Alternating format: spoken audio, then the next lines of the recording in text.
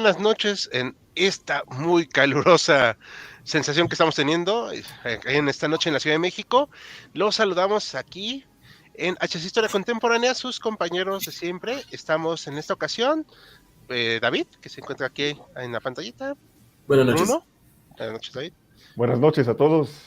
Buenas noches. Y el doctor Mariano, que se está reincorporando a esta transmisión. Y vamos a hablar de un tema que yo propuse, de hecho, así que pues soy el que lleva un poquito más de este tema, de cuántos ejércitos ha tenido México, y no vamos a abordar tanto las armas, sino explicar más bien por qué surgen, así que no se desanimen, esto es para explicar más su contexto y entender qué pasó con estos ejércitos, por qué cambiaron, por qué ya no existen, o peor aún, cómo es que existen aún hoy en día, siendo pues algunos un poquito represores.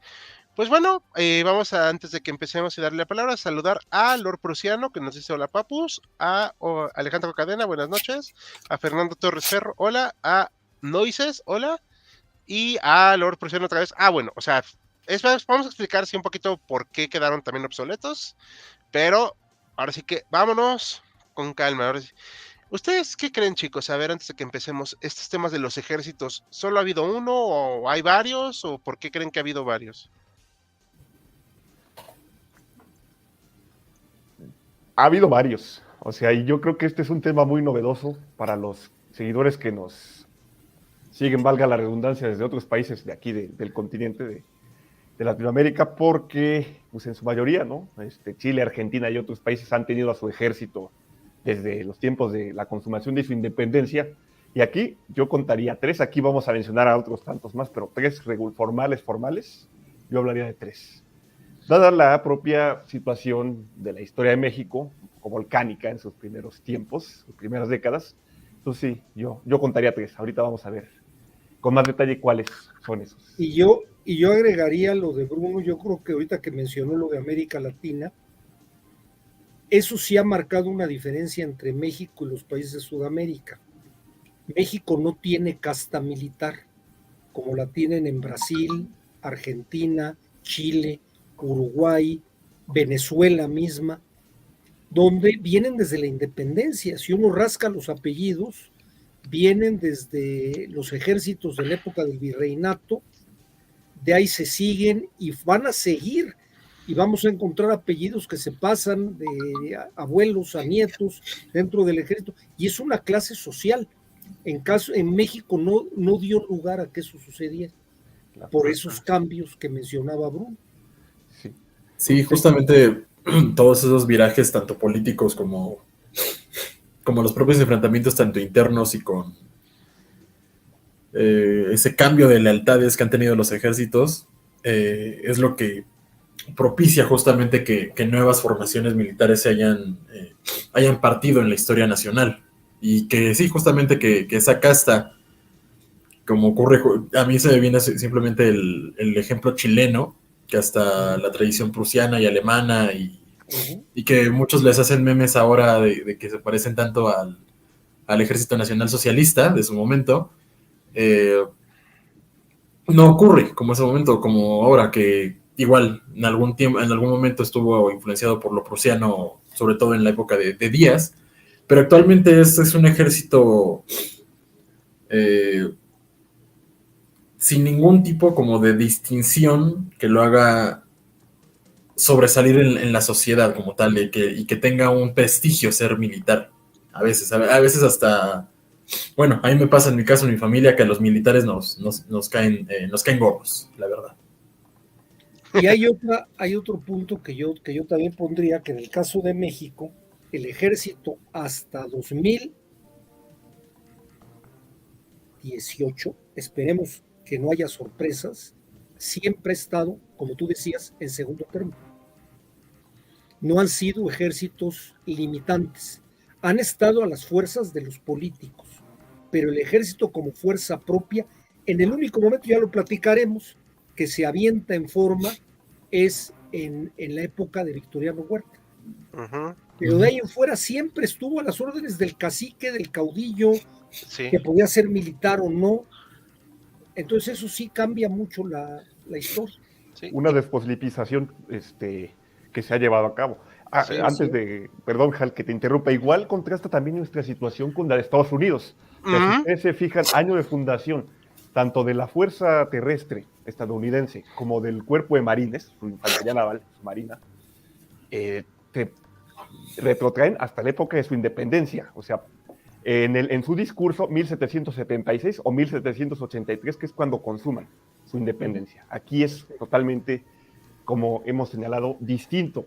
Y quería igual rescatar una última cuestión que ha señalado muy acertadamente el doctor Mariano. Las colonias españolas no tuvieron ejército regular, así formal, sino hasta 1760 y pico, que es después de la Guerra de los 7 Años, donde a España le da un susto que los británicos ocupan La Habana temporalmente y dijeron, nos urge tener un ejército regular, no las milicias que tenemos, porque si no, la integridad de nuestros dominios en América se ve comprometida. Y entonces nacen estos ejércitos regulares, de los cuales, pues bueno, como han señalado, muchos de los ejércitos de las naciones latinoamericanas actuales pues, descienden. Sí, de hecho voy a recomendar este libro, bueno, aquí no se ve muy bien, lo voy a poner en las fuentes al final de la transmisión, el presidencialismo y fuerzas armadas en México de 1876 a 2012, en donde hablan precisamente de cómo el ejército fue usado pues como ejército de choque, la verdad, y pues cómo se fue despolitizando. Obviamente no llega al punto del 2018 donde pues se les dieron contratos y tontería y media para pues tenerlos en la bolsa. Y Enrique Plasencia de la Parra, el ejército mexicano durante la Segunda Guerra Mundial, que es donde se moderniza. Ya había habido modernizaciones, pero en la segunda se moderniza aún más, aunque el estado actual bélico operativo del ejército yo no lo pondría, pues la verdad, como nada destacable.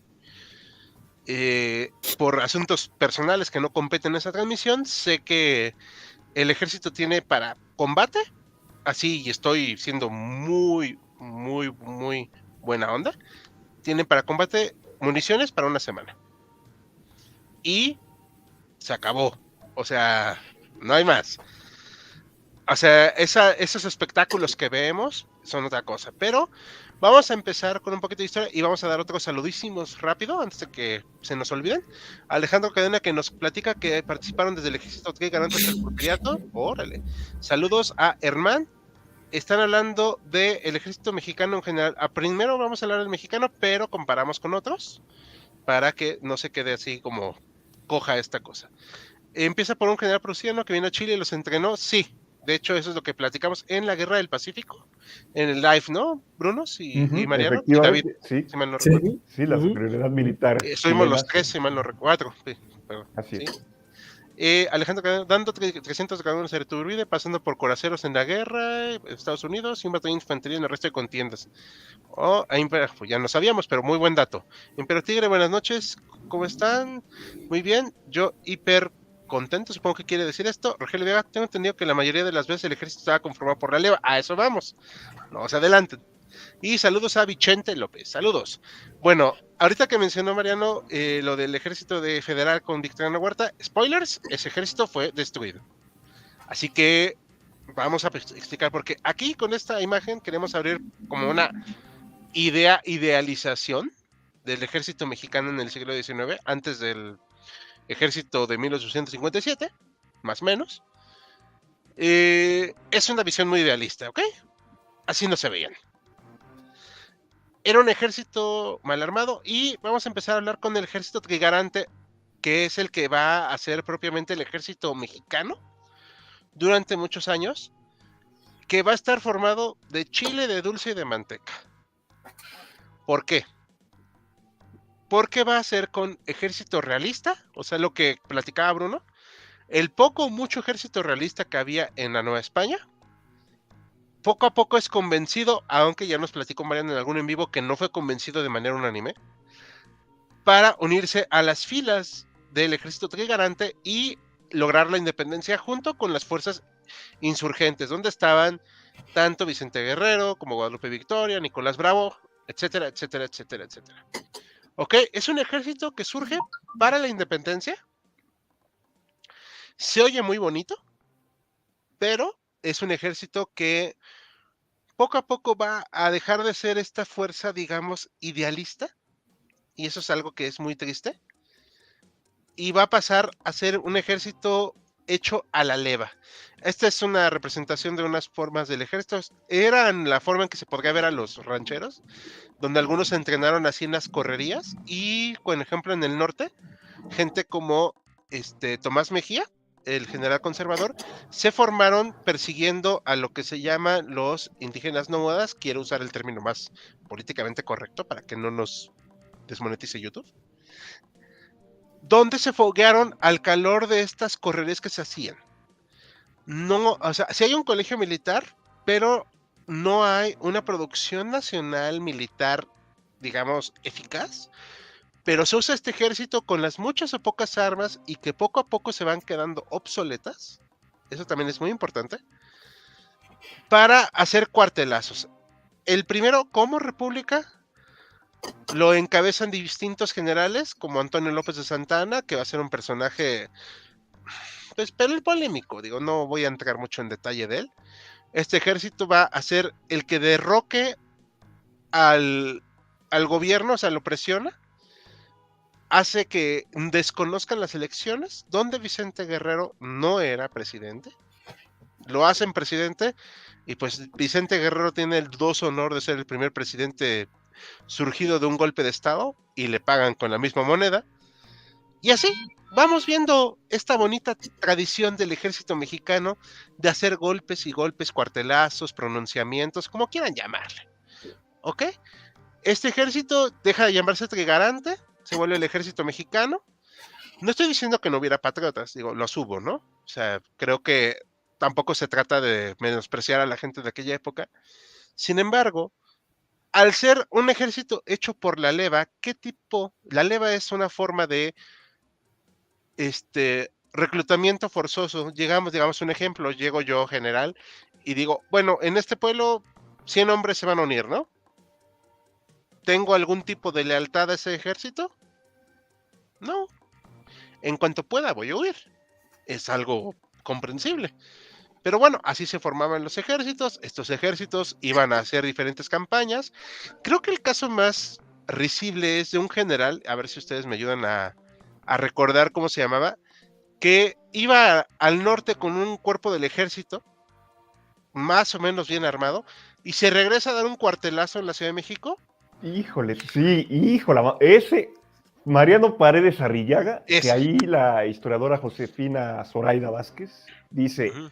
no hay que buscar, si hay de buscarse algún traidor, entre comillas, en la historia de México en pleno contexto de guerra contra Estados Unidos, no es Santana, sino Mariano Paredes Arrillaga. Que estamos ya a punto de entrar en guerra contra Estados Unidos. Mariano Arista ya está destacado en la zona de Tamaulipas, en esta zona disputada por Texas, ya independiente, y México, y más tarde anexada a Estados Unidos, y necesita refuerzos. Y efectivamente, Mariano Paredes Arrillaga llevaba esos refuerzos que eran como 10,000, 15,000 hombres para darle más fortaleza a las tropas de Arista en caso de tener un enfrentamiento con Taylor. Y al señor Paredes Arrillaga se le hace fácil, mejor doy un cuartelazo, no creo que vayamos a la guerra con los yanquis. Y se regresa y ocurre lo que ocurre. Sí, no sé si quieran opinar algo más al respecto. Yo quisiera agregar, yéndome un poquito hacia atrás, cuando mencionaba Hal lo del asunto de los cuartelazos, la creación del ejército colonial no tuvo un logro inmediato, o sea, se crea el ejército colonial por el miedo que había entre la guerra con los ingleses, España y Francia eran aliados, y se buscó tener un ejército que protegiera. Mencionaron hace rato que efectivamente el ejército inglés tomó La Habana, entonces sí era efectivo, el ejército inglés trató también de tomar Cartagena de Indias. La realidad es que en México no pasó nada. Entonces, ¿para qué sirvió ese ejército? Sirvió para que los criollos oligárquicos, que no eran todos, pero sí algunos, usaran sus más hermosos uniformes para pasear por las ciudades del Bajío, echar novia y vivir del presupuesto, hacer ejercicios militares, y al no tener uso real, es un ejército que ya después de la independencia va a estar hecho para saquear, va a estar hecho para vivir de donde podía, porque fue una carga fiscal para el gobierno virreinal, cuando el gobierno virreinal no tenía una estructura de gobierno moderno que cobrara impuestos y que generara dinero. Entonces fue una carga total que la heredó el México independiente. Ujú. Ahora que lo menciona, doctor, esto que nos está comentando del gravamen que representaba este ejército, podemos estar hablando, bueno, se ha hablado, algunos estudiosos, de dos ejércitos dentro del mismo ejército, fuera el virreinal o fuera el futuro, los que siguieron. Está la oficialía, esta que se pavonea con sus uniformes vistosos, sus chacós con sus pompones hermosos, y está la tropa, que como bien lo mencionaba Hal, que esto viene incluso desde la propia época de la Guerra de Independencia, con los realistas haciendo levas, que son gente de estratos muy populares, que se les retrasa la paga, que llevan uniformes de mala calidad, fusiles ya atrasados, y que realmente ven como esta casta militar interna, si se puede decirlo, les absorbe todo el dinero. O sea, hay hasta oficiales altos que dicen que tienen más soldados de los que realmente tienen para, ahora sí que en léxico puramente mexicano, clavarse el financiamiento. Sí, Y clavarse sí, de hecho. duro cuando había. Porque Así es. cuando no había, por eso va a generar situaciones como las soldaderas. El señor Sí. que se iba a la guerra venía acompañado de su mujer, incluso de sus hijos. Claro. Ujú. Y ellas eran las encargadas de ver si se robaban unas gallinas o a ver qué podían hacer para que el señor pudiera comer, porque no era un ejército moderno, no era un ejército que tuviera intendencia. Ujú. Efectivamente. Ese es Ay. el problema, se creó sin plan. Ujú. Haciendo las odiosísimas comparaciones, y ahorita le doy la palabra a David si quiere hablar, perdón David si te interrumpí, pero no quiero interrumpir esta idea también. Ahorita que hablamos de Estados Unidos, no es lo mejor del mundo Estados Unidos, ¿ok? O sea, vamos a dejar eso muy claro, pero tenían una idea de qué hacer. Y como hablaba de su casta militar, o sea, ellos van formando poco a poco a oficiales competentes. Y tenemos esta idea del super duper ejército estadounidense, pero esto no existió sino hasta la Primera Guerra Mundial, cuando decidieron echar mano de su capacidad bélico-industrial. Y se consolida en la segunda cuando sacan el modo turbo, o sea, pero tenían idea de qué hacer. O sea, eso es a lo que quiero hablar. O sea, hay West Point, hay ideas de entrenamientos, se empapan, se foguean con las guerras contra los indígenas. No estoy diciendo que sean buenos, pero vamos, o sea, lo hacen. Y está en una constante innovación. Ajá. Y los que son más o menos competentes, y eso termina pesando mucho en la revolución luego, son los norteños aquí en México, que tienen que pelear por sus tierras en el norte del país porque pues vienen los nómadas, ¿no? O sea, no estoy diciendo tampoco que está bien ni nada, pero es un hecho que se foguean. Incluso contra los americanos. Ajá, porque también esas hay tranquesos. tropas irregulares del norte se van a foguear, además de los apaches, en la guerra contra los americanos. Uh-huh. Y contra los filibusteros, o sea, con William Walker y otros que les encanta hacer correrías en la década de 1850 contra poblados en Nuevo León o en Coahuila. Haciendo la comparación que mencionaban del ejército chileno, que tuvo también a un militar prusiano, también en el caso del ejército de Washington, tuvo a von Steuben. Es el que se encarga de entrenar al ejército colonial y era otro militar prusiano. Este libro también lo puse acá porque creo que es una buena fuente para todos los que nos están viendo, para los que luego nos escuchen en podcast y demás, lo vamos a decir.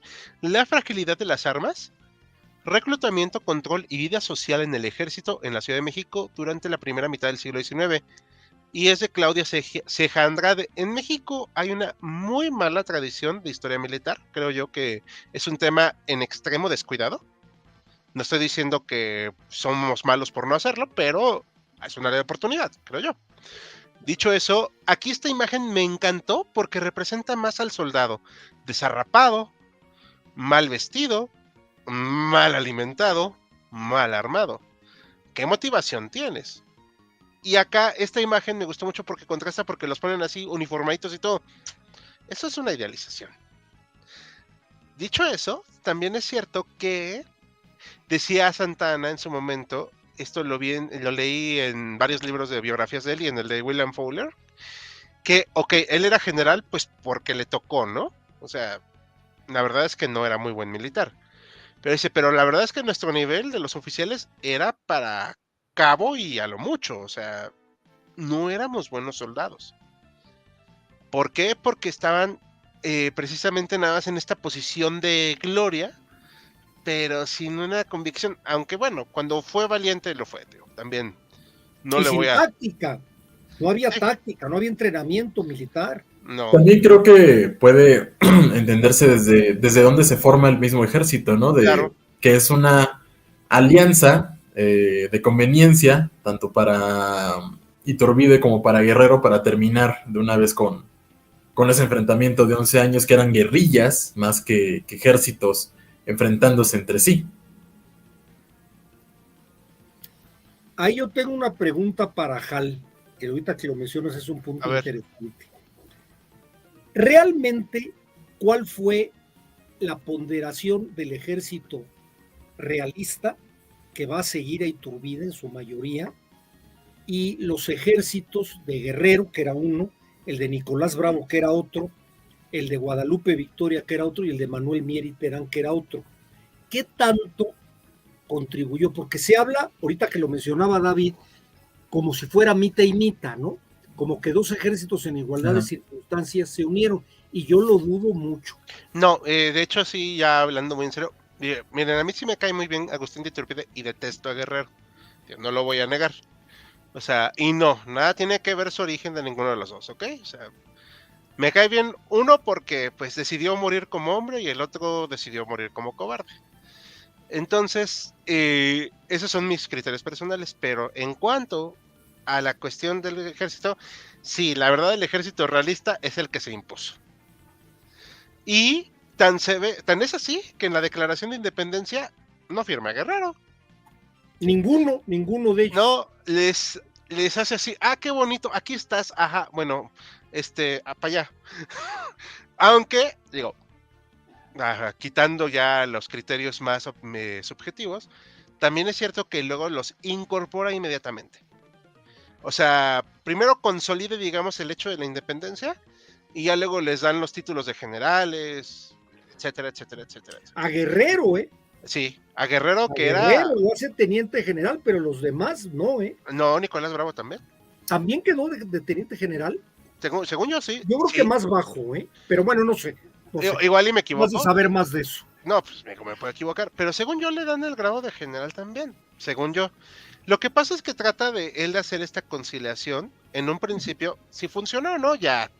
Eso es una bronca que a mí no me compete porque pues yo no estuve ahí. Lo que sí es cierto es que este ejército sí era inestable por su origen mismo. Se revela inmediatamente. Ya ven que también hubo el pronunciamiento a favor de Iturbide.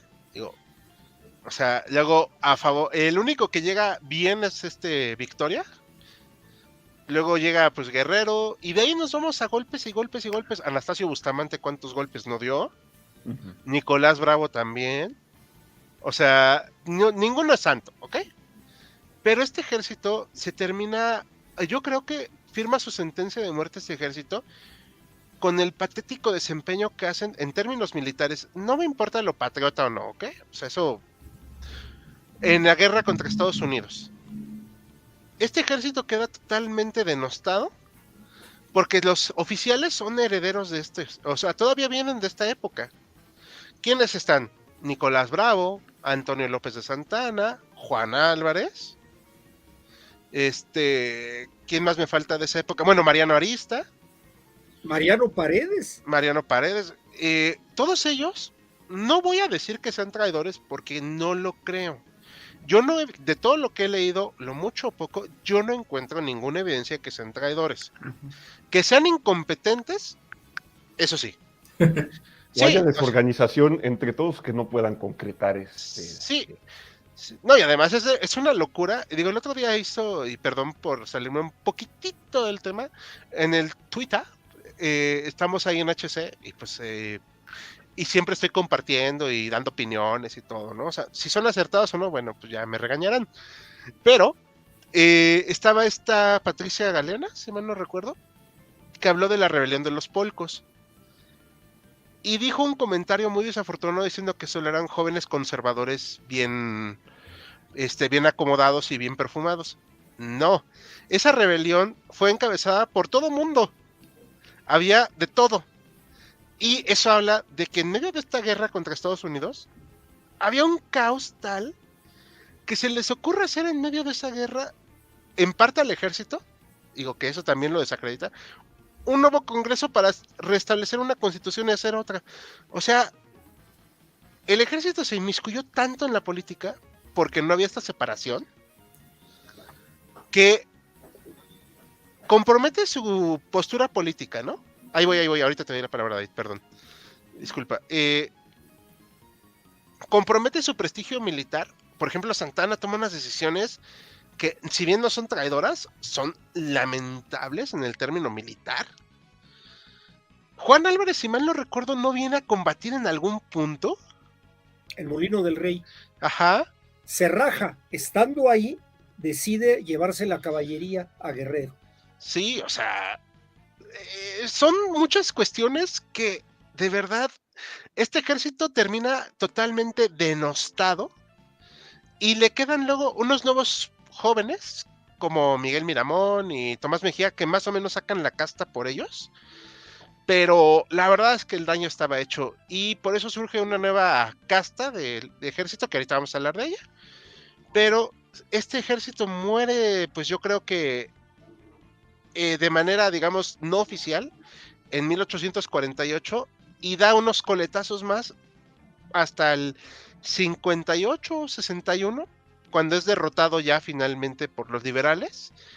Pero es una historia un poquito más compleja. Yo lo estoy sintetizando muchísimo, o sea, obviamente es para entretenernos acá en el en vivo, informarles al público. Ahorita vamos a dar unas preguntas, obviamente, pero no sé ustedes qué opinen. ¿Lo matamos ahí en el 58, en el 61, en el 47? ¿Cuándo quieren matarlo? Yo 61. 47. 47.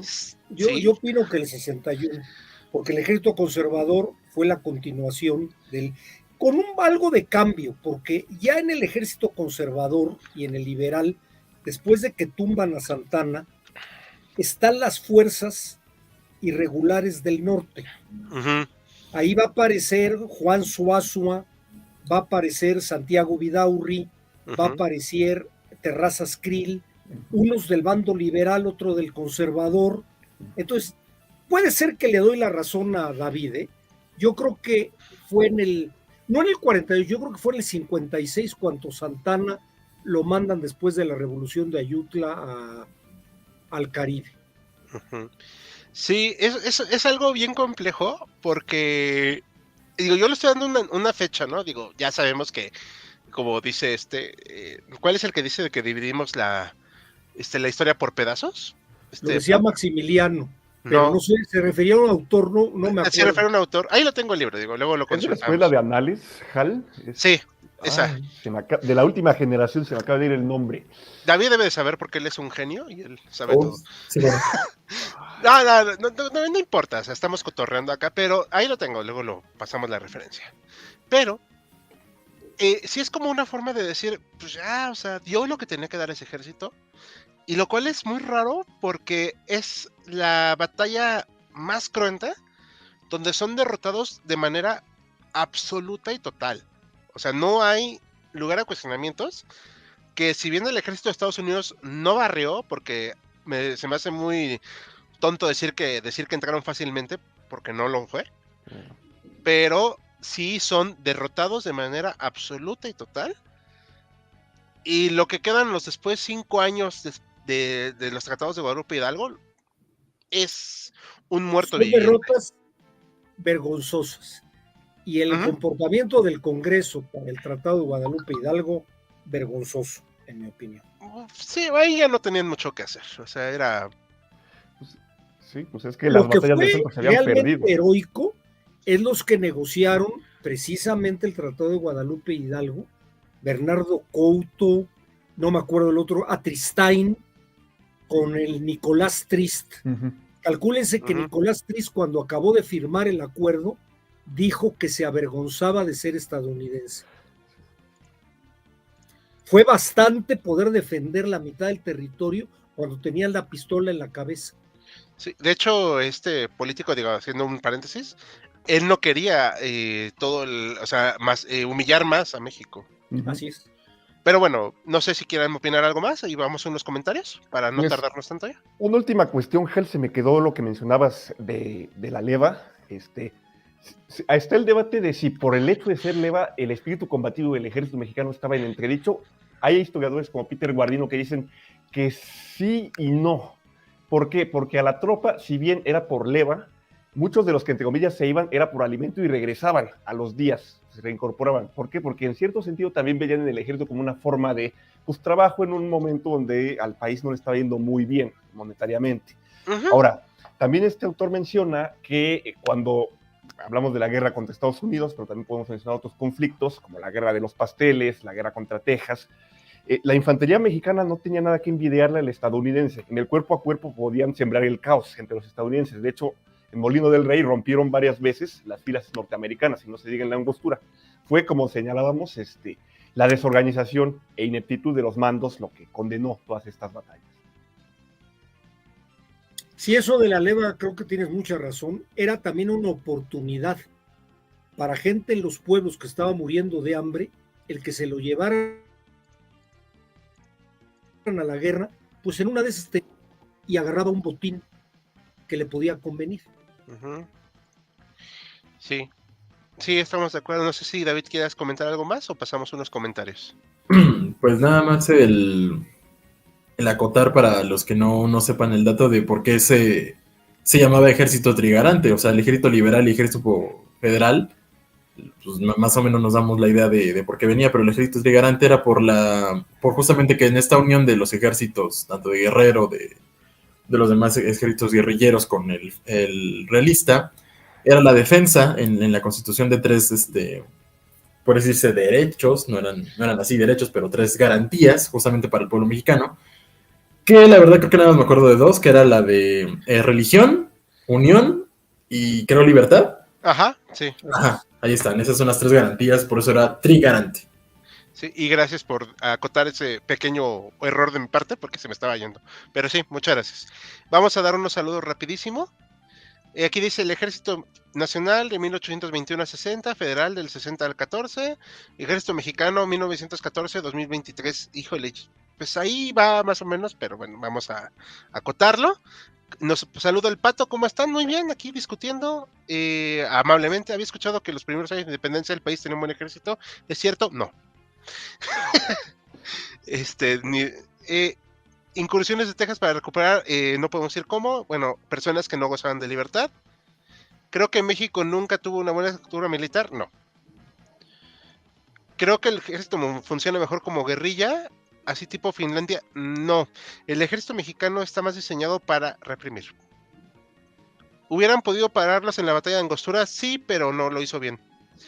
Así que los tipos del Álamo estaban mejor preparados, equipados que el ejército mexicano.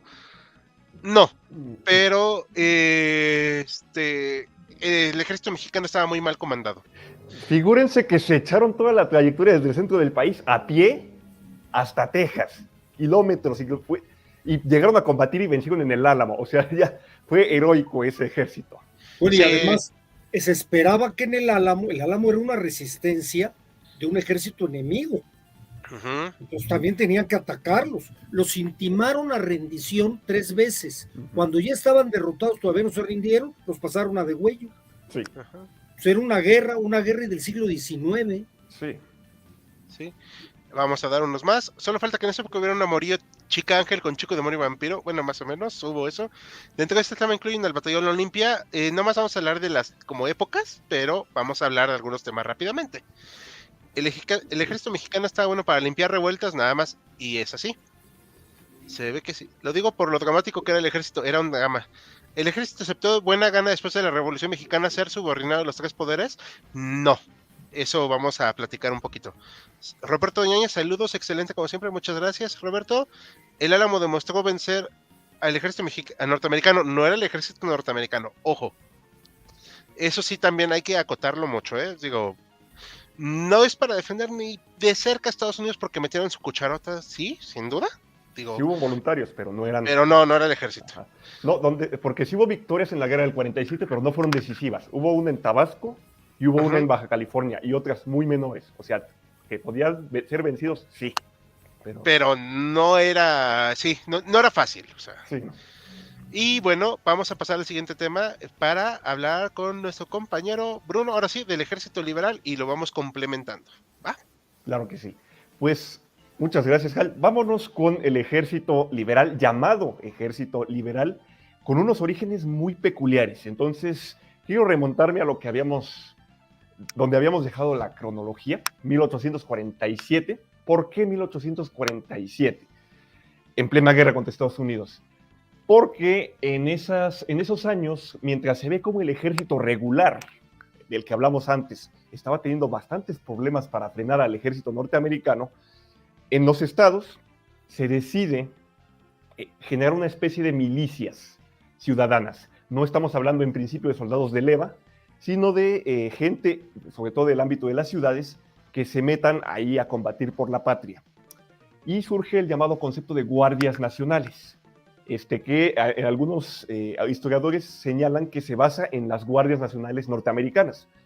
Paréntesis, Estados Unidos en sus 50 estados, cada estado tiene estas milicias, las guardias nacionales, que en casos de algunas revueltas llegan a ser desplegados o algunas contingencias. Entonces se despliegan estas guardias nacionales, que son las que van a combatir en su mayor parte al lado del ejército regular en las batallas que se llevarán a cabo en el centro de México contra los yanquis. Estas guardias nacionales van a ser el núcleo de lo que conocemos como ejército liberal. ¿Y cómo es que surge este ejército liberal? Un ejército popular, un ejército de voluntarios, como dicen algunos, más o menos. ¿Qué ocurre? Ocurre que cuando llega un nuevo grupo de políticos intelectuales, los llamados liberales, que derrocan a Santa Anna, que ya se había vuelto dictador de 1853 al 55, empiezan a publicar una serie de reformas, y estas reformas afectan tanto al clero como al ejército, o por lo menos a sus estatutos más altos. Y el ejército se levanta en armas junto con el clero, apoyado por el clero, y va a estallar la llamada Guerra de Reforma, esta guerra civil que dura formalmente 3 años, pero que podríamos extender hasta 10, estalla en el 57 y pues termina formalmente en el 60, pero como digo, podríamos decir que acaba en el 67. Y es donde se enfrentan los liberales por un lado y los conservadores, apoyados por el ejército regular, por el otro. Las milicias ciudadanas apoyan a los liberales. Y bueno, este ejército liberal se va a fundar o se va a forjar al calor de esta guerra de reforma. Como no son militares profesionales, pues realmente les va muy mal al principio. Realmente oficiales que hayan decidido apoyar a los liberales, que se hayan formado en colegio militar, casi no hay. Tal vez podríamos mencionar al hermano de Porfirio Díaz, Felipe, más tarde llamado Félix Díaz, que realmente se termina uniendo de forma más tardía. Entonces, como señalábamos, pues a los liberales les va mal en los primeros enfrentamientos, pero su oficialía, los que más tarde van a ser los generales más célebres, que es Sóstenes Rocha, Mariano Escobedo, Ignacio Zaragoza, el propio Porfirio Díaz, se foguean en estos combates, en estos primeros enfrentamientos contra los conservadores. El doctor Mariano y Hal mencionaban también a otros que también forman parte del bando liberal, que tenían experiencia en el combate contra los indios nómadas, los indígenas nómadas, los apaches, los comanches, y contra los filibusteros norteamericanos, Santiago Vidaurri, el propio Mariano Escobedo. Y estos van a ir igual robando golpes. Entonces, reitero, este ejército se va forjando en las batallas, poco a poco, y también con el apoyo norteamericano, que les va a ir pasando armas, se van a ir equipando mejor. Su uniforme contrasta en cierto sentido con el ejército anterior, el que apoya a los conservadores, primero porque, para empezar, no hay dinero para financiarlos a todos, ¿no? Es una vestimenta más, entre comillas, popular. Muchos no usan el kepis de influencia francesa, sino usan sombreros, usan zarapes, usan guaraches. Se habla de que en algunos casos no llevan calzado. Algunos van descalzos, otros tienen que llevar chanclas o guaraches, no botas. Las armas son al principio obsoletas. Hay mucho apoyo de ciertos grupos indígenas, eso es cierto. En la Sierra Norte de Puebla se habla de los Zacapuaxtlas, que Este es un mito, los Zacapuaxtlas no combaten en el lado liberal, y no combaten en el lado liberal en la batalla de Puebla contra los franceses. De hecho, ellos apoyan al conservadurismo, lo que nos lleva al ámbito del conservadurismo popular, que también va a tener sus milicias populares, pero de eso hablará Hal, sino más bien son gente de pueblos como Tetela de Ocampo, Sierra Norte de Puebla, pero que apoyan a los liberales. Hay otros grupos como chihuahuenses, ya mencionaba el doctor Mariano al futuro general y futuro terrateniente Luis Terrazas, que se van a ir uniendo y van a ir apoyando de alguna forma, y también después de que vayan a ir obteniendo victorias frente a los conservadores, van a ir también fogueándose en ciertas nociones de batallas un poco más formales, no solo guerra de guerrillas, artillería, caballería. Quisiera también mencionar que dentro de este ejército están los llamados chinacos. Creo que por ahí tenías una imagen, Hal, que son jinetes. Ajá, aquí tenemos una. Ah, ¿esta? Ajá. Ah, no, esta no. Todavía no llegamos a eso. Pero bueno, o sea, son generalmente así, ¿no? O sea... Sí. Que son jinetes rancheros, sobre todo especializados en el uso de lanza, muy poco arma de fuego, lanza o sable, y que se baten sobre todo en la guerra de guerrillas. Van a ser también más célebres cuando venga la intervención francesa, que los franceses ocupan aquí partes de México con apoyo conservador, y ellos van a ser las guerrillas, de las guerrillas que se dediquen a estorbar los esfuerzos franceses por dominar al país, Sí, por controlarlo. de hecho, interrumpiéndote un segundo, Sí. decía Enrique Krause en su libro de la era de caudillos, como que su interpretación del siglo XIX ahí medio peculiar, pero creo que da un dato muy importante, que ningún ejército llegó a tener así, por mucho, más de 25,000 soldados, ni el liberal ni el conservador, en la guerra civil que tuvieron, y creo que eso es demasiado. La logística es que era dificilísimo sostener a tantos hombres. O sea, por ejemplo, Ignacio Zaragoza, en las vísperas de la batalla de Puebla, porque es el ejército liberal que se enfrenta al francés, está a cada rato escríbele y escríbele y escríbele al Ministerio de Guerra diciendo: zapatos, armas, por favor, urgen, porque de hecho en plena batalla de Puebla, y esto lo cuenta Patricio Ignacio Taibo, en un momento dado de muy desesperada la batalla, cuando ya los franceses se acercan a los fuertes de Loreto y Guadalupe, los artilleros empiezan a lanzar las balas de cañón Con las como si manos. fueran piedras contra los franceses para descalabrarlos, porque por un lado se les está acabando la pólvora y por otro, pues ya la distancia no permite disparar los cañones. Entonces sí es un ejército que está mal equipado, sabe combatir bien, porque o sea, la bizarría mexicana es célebre, pero las limitaciones son enormes. Otro caudillo que quisiera mencionar, igual emanado de estas luchas, de estas milicias que más tarde se devienen en ejército, es Juan Francisco Lucas, un líder igual de la Sierra Norte de Puebla, que más tarde se va a volver cacique de ahí y va a tener una relación muy cercana con el propio Porfirio Díaz. Entonces, en resumen, este ejército nace de forma, entre comillas, popular, milicias ciudadanas mezcladas con contingentes populares indígenas que por alguna u otra razón apoyan a los liberales y que se van a ir curtiendo, ahora sí que forjando en los campos de batalla. Otro, Jerónimo Treviño, norteño, que le va a tocar incluso ver también la revolución, y cuenta el general novelista, Francisco de Urquizo, que lo llegó a topar en la campaña contra Huerta, que lo llega a ver un anciano de 90 años que dice: ya las guerras no son como antes, antes uno cargaba a la bayoneta contra el contrario y veía a quién mataba. Ahora ya se tira ahí al aire y ya no se sabe a quién mató. Esa era su postura, un tanto romantizada, pero sí. O sea, estamos hablando de estos hombres curtidos.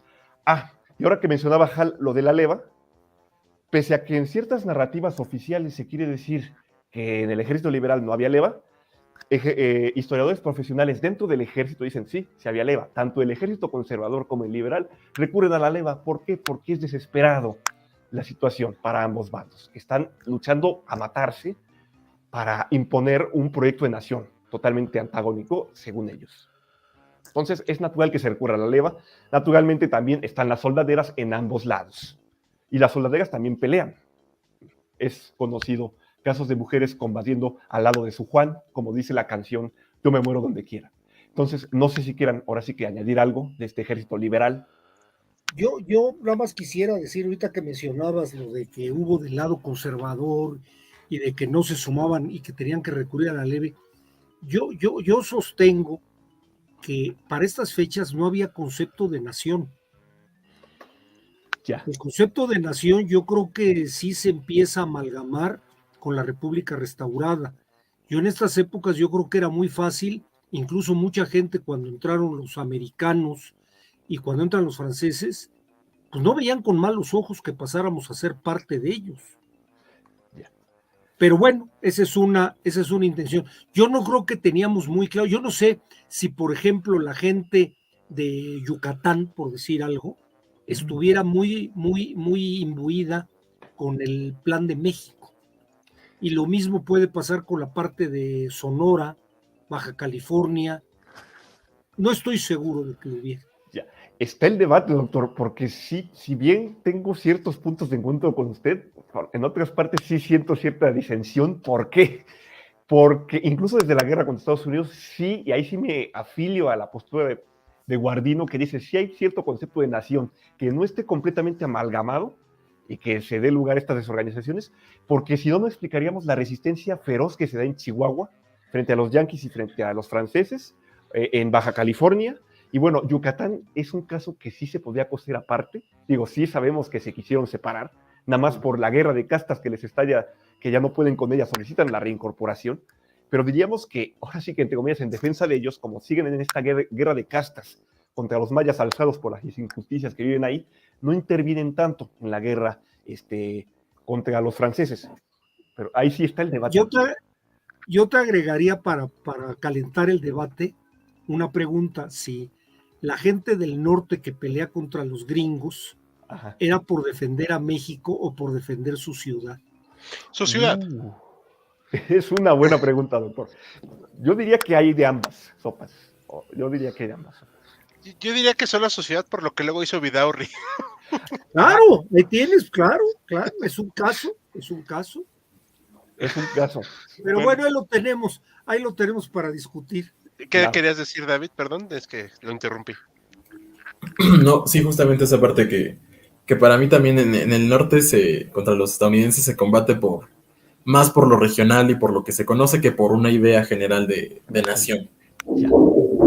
Es interesante. Digo, yo estoy un poco entre los dos, porque sí siento, por ejemplo, tal vez Mariano Escobedo y otros que, dato curioso, combaten en la batalla de Monterrey, llevan la bandera de México, pues sí luchan. Tomás Mejía, que se bate con bravura contra los yanquis en la Angostura, junto con Leonardo Márquez. Entonces, yo digo que no es o uno u otro, sino que están confluyendo. Que la idea de nación tal vez no está así concretada, pero de que sí la hay. Y, naturalmente, el amor a la patria chica, ¿no? Que hay. No nos olvidemos que el Estado de México, en lo álgido, el Estado de México, que era enorme, se declaró neutral en la guerra con los Estados Unidos. Uh-huh. Sí, estaba bien raro eso, ¿no? O sea, sí. Pero bueno, algo que quería comentar rápidamente, no hay, y esto a mí no me gustó mucho del libro de Krause, que dice que hay solo un origen criollo en un ejército y otro, o sea, porque pues ves de chile y dulce de manteca, insisto, perdón por repetirlo ya 3 veces, una disculpa. Claro. Cuando me refiero a chile y dulce de manteca, para todos los que nos escuchan, es de todo, o sea, hay de todo, no hay una definición, o sea, ves a gente como Miguel Miramón en el ejército conservador, pero también a Tomás Mejía, Sí. y tienen el mismo grado. Y tal vez Alejandro Valle con los liberales. Ajá. Íntimo amigo de Miramón. Sí, y tal vez yo diría que Tomás Mejía, en mi opinión, perdón si es muy ignorante, tal vez Tomás Mejía era mucho mejor militar que Miramón, pero tal vez Miramón era más capaz en organizar a la gente. O sea, son cosas que pasan ahí, ¿no? O sea, pero vamos, no hay una definición exacta. O sea, insisto, Juárez era de origen indígena, no militar, totalmente, y Porfirio Díaz era de origen muy diverso. O sea, la verdad es que para definirlo no se puede, pero se unió a la causa liberal, y había conservadores que al momento de iniciarse la intervención francesa se unen al bando liberal. Así es. Como Manuel González. O Miguel Negrete. Ajá. También. Porque su lógica fue, a ver, una cosa es que nos odiemos a muerte por nuestras ideas y otra cosa es la patria. Claro. Y pues Digo, el propio Miguel Miramón, lo mencionábamos en un en vivo anterior, ofrece su espada a Juárez. Ujú. Yo combato, pero como Juárez le tenía inquina, como no había... También Bueno, creo que Santana, ¿eh? Ay, También. Santana, bueno. También Santana llegó a ofrecerle su espada y su pierna, su única pierna que le quedaba a De hecho, Juárez. hasta ambos, ¿no? También llegó a ofrecerse al Imperio, a Maxi. Eso Sí, sí no sé. sí, no, sí. Sí, Pero porque lo bateó Juárez. porque lo batió Pero es que lo Juárez. encarcelaron. Juárez lo encarcela en Veracruz. Ujú. Se salva de que lo fusilen. Juárez da órdenes de que lo fusilen. sí, Pero después de la intervención. así. Sí, ya, no. Si es después de la intervención. Sí. Ya finalizando.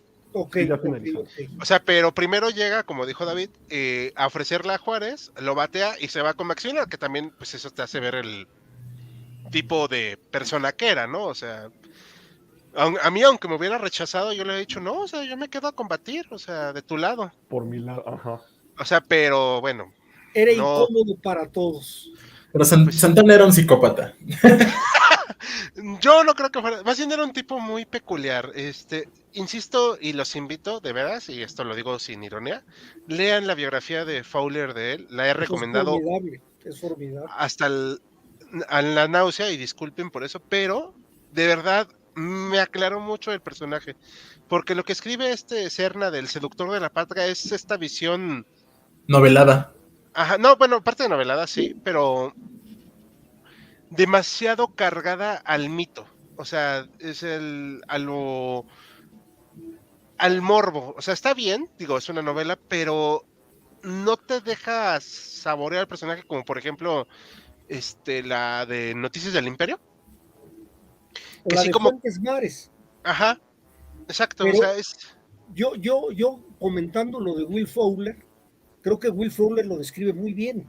Era un pillo, en el sentido más picaresco de la palabra. sí, Él podía prometer algo, mañana rajarse, prometerle algo a los gringos, echarse para atrás. Él andaba a sobrevivir y murió en su cama, ¿eh? Sí. ujú, Ciego y todo, pero murió. Y aquí en México. Aquí Casi Sí. nonagenario el condenado. Sí, sí, hombre, o sea, pero bueno, ahora sí que así pasó. Y pues vamos a dar rápidamente unos saludos, ¿les parece? sí. Ujú. Antes de pasar al siguiente tema, nos saluda Isabel Salgado, que es una constante. Saludos, dice que son las 4 de la mañana donde esté, pues donde esté, saludos. No sé aquí a qué te refieres con las 3 películas, pero bueno, ahí si nos explicas, te agradeceremos. Que tiene una pregunta. En la segunda intervención participó el ejército británico por desertores. Perdón, no entiendo muy bien esto, Alberto, si pudieras redactarlo un poco mejor, porque no entiendo a qué te refieres. tal vez puede Entonces, ser de que como hubo fuerzas irlandesas, pero eran de irlandeses emigrantes en Estados Unidos. Ujú. ajá, pero, o No sea, es sí que hubo, fue el ejército británico, sí, pero no, el ejército británico ni nada que ver aquí en no la guerra para contra. nada. No. Los irlandeses sí, pero dentro de las fuerzas americanas, porque eran inmigrantes El famoso que batallón de estaban San en Estados Patricio. Unidos Sí, y pero que aquí hubo, cambian a favor de los mexicanos. sí, y también hubo irlandeses que combatieron en el ejército de Estados Unidos porque era la época de la migración, estaba la gran hambruna. Bueno, Sí. es que esos irlandeses llegan con el ejército americano Sí, y ya aquí en el norte defeccionan y se pasan al lado mexicano. algunos. Pues claro, obviamente. Y no Sí, todos eran irlandeses, porque había algunos alemanes también. Seguramente, seguramente.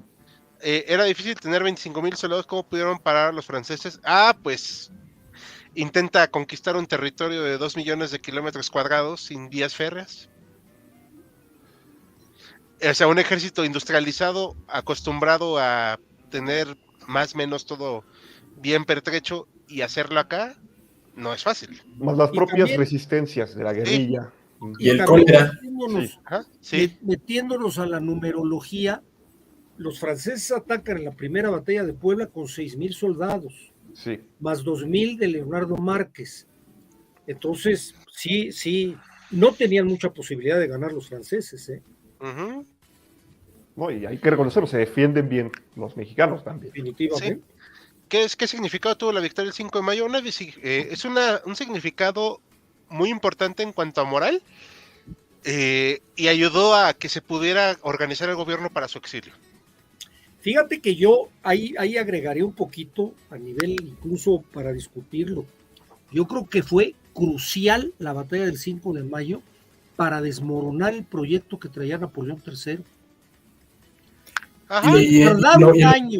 El tardar un año en que el ejército tomara Puebla, que fue hasta 1863, Sí.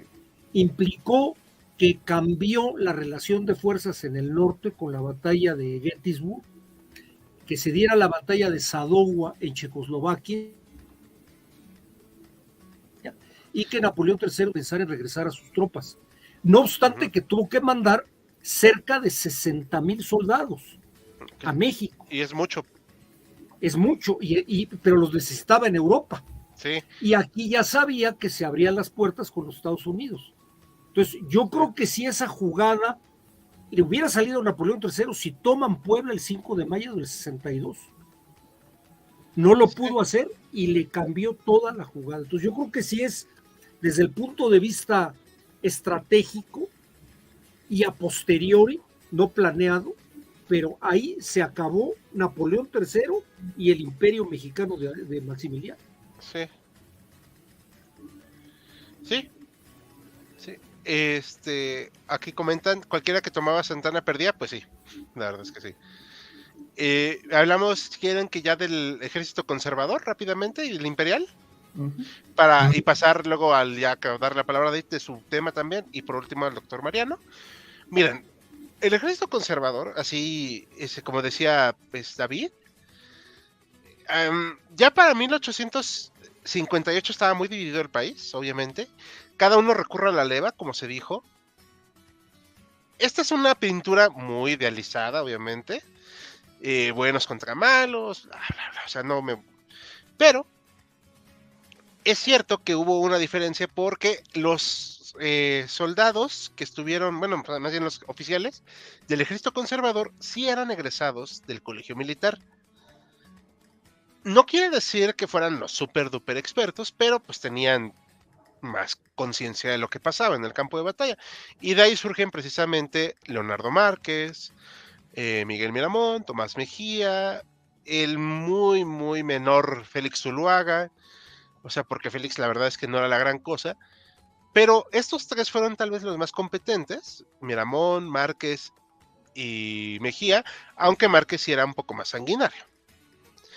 Mejía tendía más a la negociación y Miramón se volvió loco, porque aunque fue presidente pues del bando conservador a sus 20 y tantos años, que lo cual pues también es una locura pensarlo hoy en día, pero en ese momento era lo que había, firmó unos bonos que también condenaron a su gobierno, los bonos Hecker, que eran una cosa impagable. Estratégicamente sí sabía qué hacer y no se cansó el ejército conservador de humillar a gente como Santos Degollado, el llamado, bueno, por los liberales le pusieron el héroe de las derrotas y los conservadores le dijeron el general derrotas, porque pues, o sea, No dio una. No daba una, o sea, era como el Cruz Azul, o sea, el tipo no. O sea, según decían que lo mantenían en el ejército, y esto yo no lo digo, ¿ok? Lo dicen las fuentes, por su gran capacidad de armar ejércitos. Y pues, vamos, o sea, yo creo que había gente más capaz, pero bueno, el tipo estuvo ahí. Si sirvió o no, eso ya depende de cada quien. La verdad es que murió muy feo, porque trató de vengar la muerte de Melchor Ocampo, pero los oficiales que surgen del ejército conservador, todos terminan siendo derrotados, o se habían pasado al bando liberal ya, o republicano, como quieran llamarle. Y el ejército que recibe Maximiliano, en un principio que era el francés, no lo va a sostener mucho tiempo porque era imposible controlar un país así.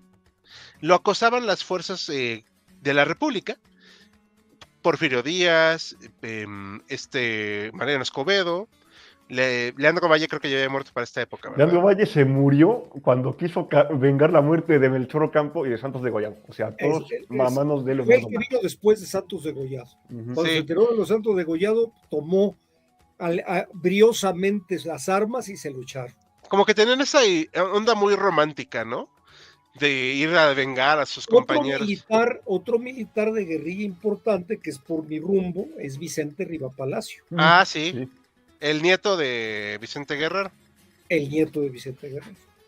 Es que fue diplomático, escritor, Fue el que militar. escribió, el que compila México a través de los siglos. Ajá. Que le compuso Ay, la perdón. canción a Carlota. La de Ah, Adiós, sí, mamá. mamá Carlota, Narices de Pelota, Ujú. Adiós, mi tierno amor. Sí, eran una cosa ahí medio peculiar, pero bueno, este ejército conservador y luego el imperial que Maximiliano luego intenta sustituir al ejército francés por mexicanos, no le sale. Ya no quedaba, o sea, no daba para tanto el país, la verdad. Y no tenía las bases de apoyo popular.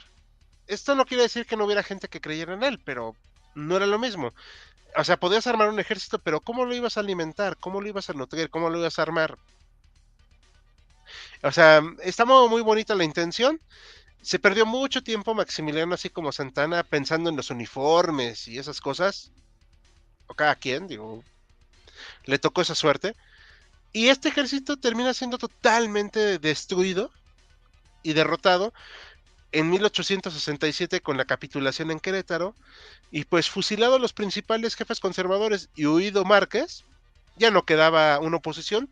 Y ahí surge ahora sí el ejército que va a encabezar la República, gente como Porfirio Díaz, Mariano Escobedo, ya había muerto Zaragoza, González Ortega un tiempo, etcétera. Pero bueno, eso ya le toca a David ahorita platicar. No sé si quieran comentar algo más antes de pasar al siguiente.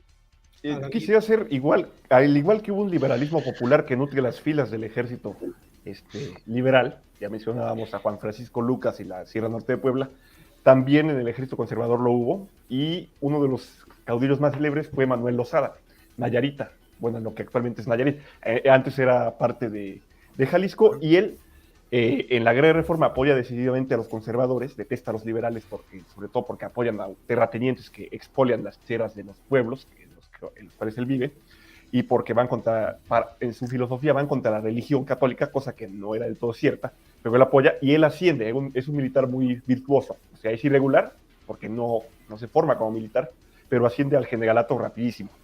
Y ya en el ejército imperial no sirve propiamente dentro del ejército maximiliano, pero sí como fuerza irregular que lo apoya hasta 1866, donde él se declara neutral.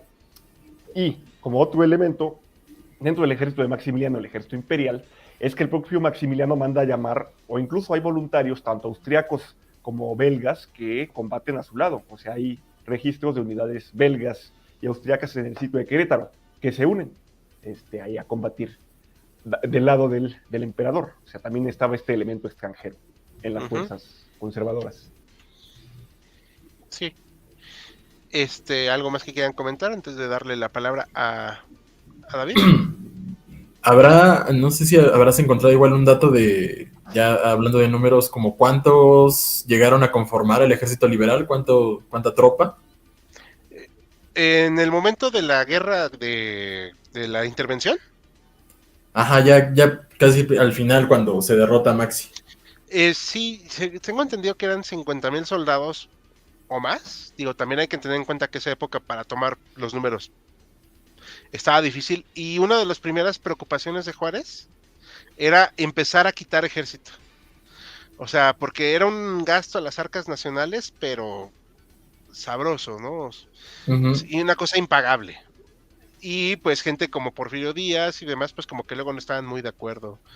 Pero bueno, pues es que Porfirio literalmente se había ganado con sangre su lugar en el ejército. Antes de dar vamos a dar unos cuantos comentarios. Alejandro García Rivera dice, ¿en el ejército imperial había un ejército imperial? ¿O solo eran lo que quedaba el ejército conservador? Sí había ejército imperial. Nunca se pudo estructurar como querían porque estaban muy sometidos al ejército francés. En el segundo imperio mexicano no hubo Mexican Company Spy. No sabría decirte. Esa es una muy buena pregunta.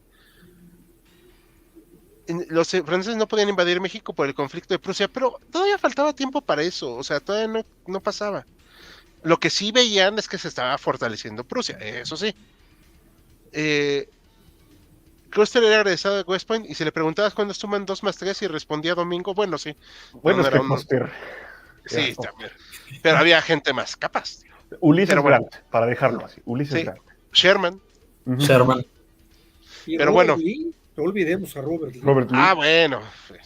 Pero ya estamos hablando de otro nivel.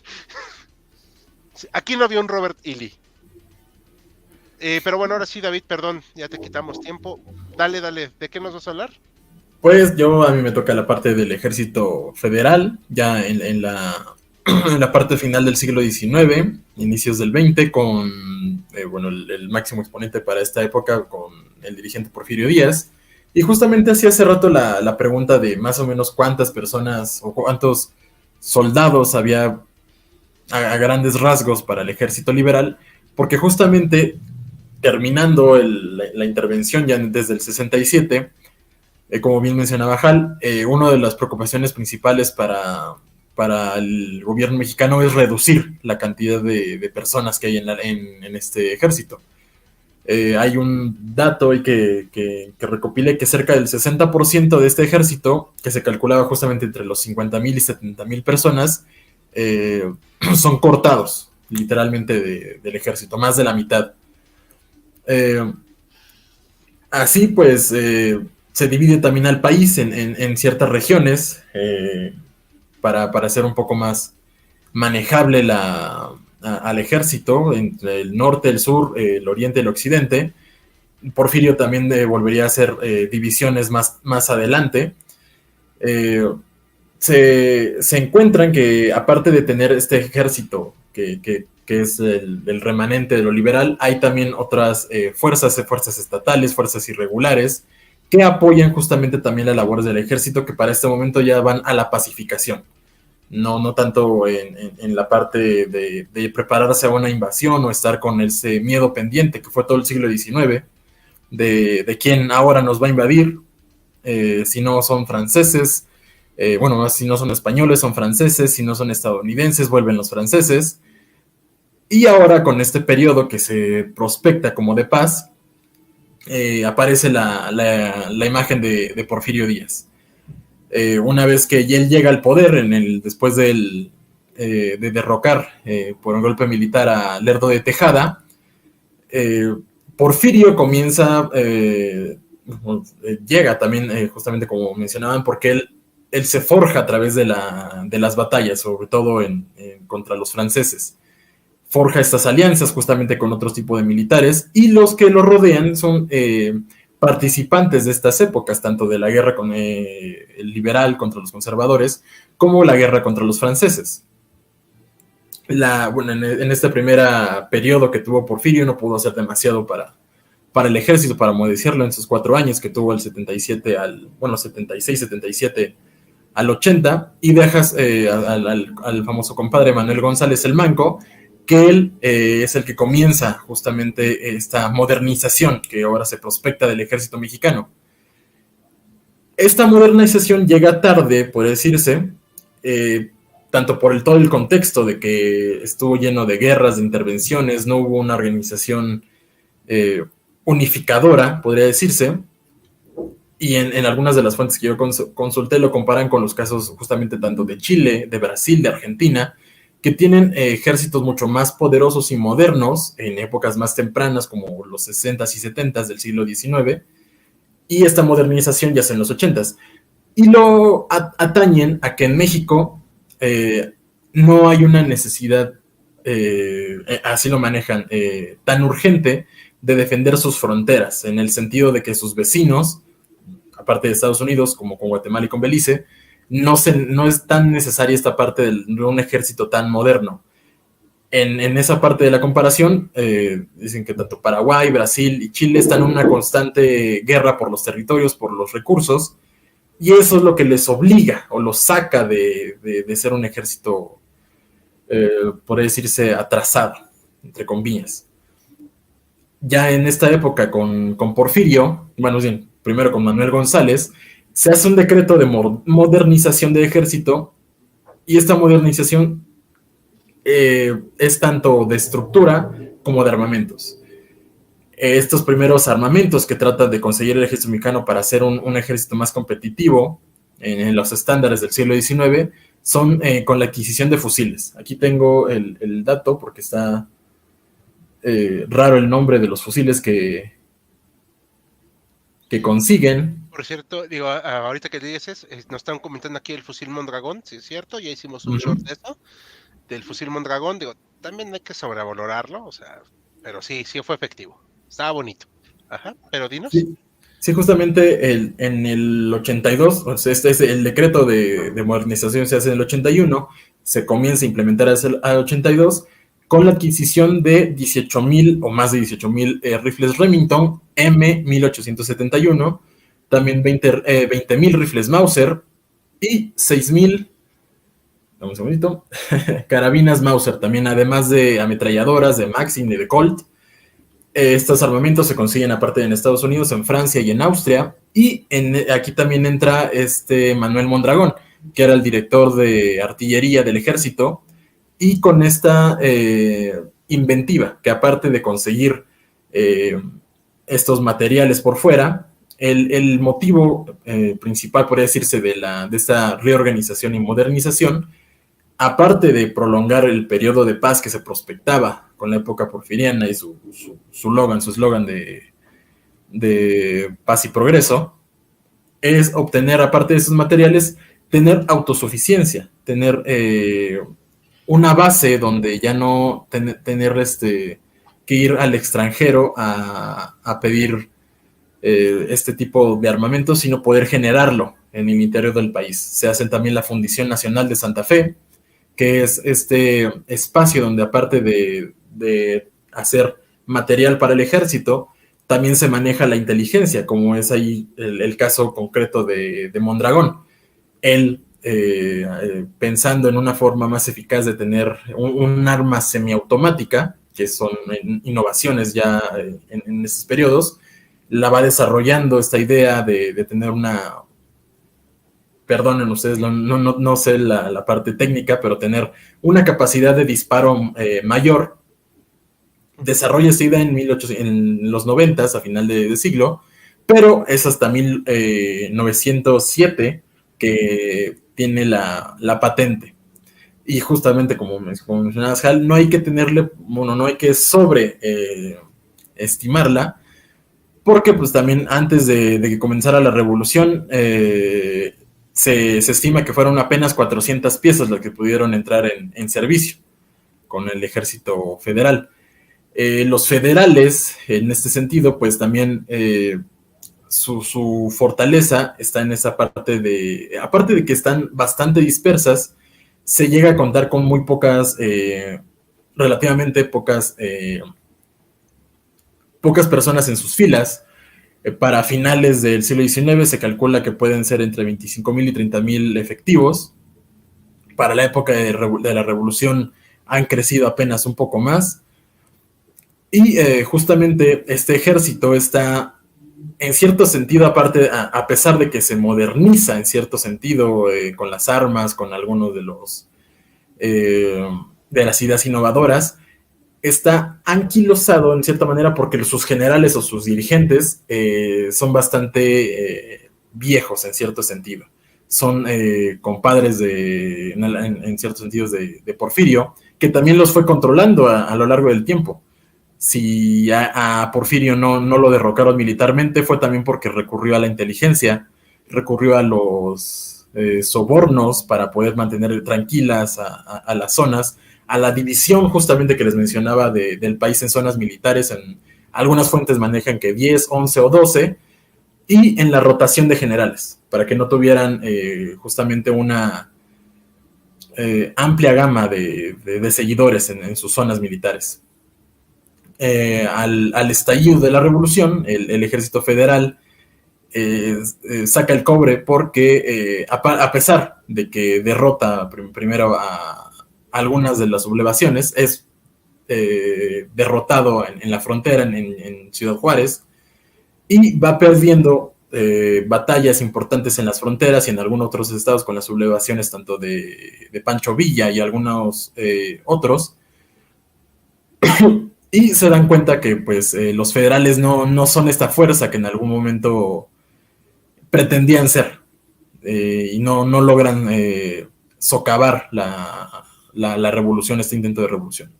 De hecho, un punto muy importante, interrumpiéndote, David, es que era un ejército que se veía bien bonito, como vemos aquí en las fotos. O sea, estaba bien padre. Pero la realidad era algo más así, como este señor. Sí. Y aunque, insisto, no estamos dividiendo por nada, ningún otro criterio más que la efectividad, acá el señor Victoriano Huerta, que de hecho era un militar en un buen sentido competente y sí sabía de sumar, era ingeniero, si mal no recuerdo, nos dijo Ingeniero Mariano. militar, del colegio Ujú. militar. La verdad es que será un bonito ejército de desfiles, pero en Tomochic, en 1892, si Sí. mal no recuerdo, Ujú, lo y exhibieron, pero bonito. O sí. sea, y eso ya era un grito, una señal de alarma muy grande. Entonces, lo que comentas, sí, o sea, era moderno en muchos sentidos, pero, Ineficaz. ajá. Y aparte, pues, Díaz siempre anduvo moviendo las piezas militares precisamente para que no le dieran un golpe. Uh-huh. Y quién sabe si eso fue bueno o malo, digo, ahí sí ya. Pero bueno, hay que recordar que Bernardo Reyes, en un acto de franca locura, se aventó pensando que pues con solo su presencia lo iban a respetar los soldados, ¿no? Y pues lo presentaron con San Pedro rápido, entonces yo creo que sí lo respetaron. Pero bueno, no sé qué más quieras decir. También creo que rápido la parte donde después de la derrota, bueno, sí, derrota y del exilio de Porfirio, Madero parecería que llegaría al fin de los federales, pero Madero los mantiene. Aparte, Sí. a pesar de que son los revolucionarios, el ejército revolucionario, uno de los ejércitos revolucionarios, el que lo alza al poder, Madero mantiene bastante de la estructura de gobierno de Porfirio, entre ellos al ejército, y alegremente él nombra a Victoriano Huerta como un comandante del ejército que rápidamente se le voltea y ya conocemos el resultado de la escena trágica, ¿no? Con Francisco I. Madero, que muchas veces el I tal vez puede ser de idiota. No hay que ser tan duros con el caballero. Ya Mariano ya se enojó, ya nos va a pegar. Hablaba ¿Por con los qué? espíritus, ¿Por David. qué? No, Hablaba hombre, con espíritus, a lo mejor maravilla. le recomendaron a Huerta. Si mal no recuerdo, digo, haciendo paréntesis, Huerta es el que acompaña a Díaz en su exilio. Sí, O sea, en el Sí. barco a su exilio. así es. Digo, ahí aplicaba el amiga, date cuenta, o sea. Sí. Sí, una red flag. Ajá. Ahora que lo Bastante. menciona David, y ahí como que quería, perdón, metiendo un poco mi cuchara, la escena trágica y otra cuestión. En los últimos años se ha ido generando cierto debate en torno a la escena trágica. Tradicionalmente se había hablado de que, bueno, en este alzamiento militar que primero encabeza Bernardo Reyes con Félix Díaz, apoyado por el mencionado Manuel Mondragón, que es un intento de ocupar Palacio Nacional que no sale y que se tienen que refugiar en la Ciudadela, que es cuando Madero nombra a Huerta para que los termine de aplastar y que en la tradición historiográfica era que se estaban nada más haciendo tontos bombardeando la ciudad para sembrar miedo y que luego ya le dan el golpe a Madero. Historiadores como el doctor Bernardo Ibarrola han investigado y han dicho que hay que tomar con pinzas ese relato, que en un principio sí hubo combates reales entre los alzados y las fuerzas entreguerras leales por Huerta, pero que por la potencia de las armas que se estaba usando, que eran ametralladoras, artillería de retrocarga y fusiles de repetición, de los cuales poseían muchas más municiones los alzados en la Ciudadela, habían llegado a un punto muerto tipo Primera Guerra Mundial, y que además las propias doctrinas militares de los oficiales formados en el colegio militar, que ya no estaban actualizadas, pues habían jugado en contra. De hecho, otros historiadores hablan de que realmente el único o de los pocos oficiales que eran inventivos, que no se enseñan al manual de la guerra, era, por ejemplo, Felipe Ángeles, porque los demás eran tan cuadrados que por eso se explica derrotas frente a los revolucionarios en 1910, por ejemplo. Sí. Sí. Oigan, hay varias preguntas muy importantes que estoy viendo, ¿las ponemos? Sí. Me dice Isabel, me da la atención que están diciendo porque en esas fechas tenía casi la misma población de toda Sudamérica y cualquier país de allí tenía más ejército. ¿Cómo que no podían pagarlo? A ver, para la época de 1910, digo, estoy calculando, eran como 15 millones de mexicanos. Ujú. Digo, más o menos, ¿ok? De esos 15, toma en cuenta que pues la mayoría no sabían leer y escribir. Entonces, como que no había mucho de dónde escoger. O sea, y por eso la revolución mueren más o menos 1 millón de mexicanos. O sea, sí es una masacre. O sea, porque... Y yo contestándole al comentario que hacen, aquí lo que yo platicaba, no sé si lo platicamos ya cuando empezamos o antes, cuando estábamos tras las cámaras, es que en México siempre se dejó al ejército en segundo lugar, o en tercer lugar, a diferencia de los países de Sudamérica que sí privilegiaron la existencia de un ejército. Una de las razones es porque ellos sí estaban en guerra, hubo muchas guerras entre ellos, y sí también comparto lo que dice, la población de México no era tan grande, ni sumaba todo lo de Sudamérica, para nada. No. Y, o sea, por eso quería poner el contexto de la población, porque no es tanta. Y estamos hablando que ya fue hasta el porfiriato. O sea, no fue tan fácil tener a la población. O sea, que creciera era un triunfo. Sí. Comentarios aquí rápidamente. Los suizos son los únicos que tenían el fusil Mondragón porque ellos fueron los que lo hicieron. Ah, no sabía, la verdad. Bueno, la guerra es cara, efectivamente. La guerra con Estados Unidos es una automurición, no podemos decir la palabra con ese.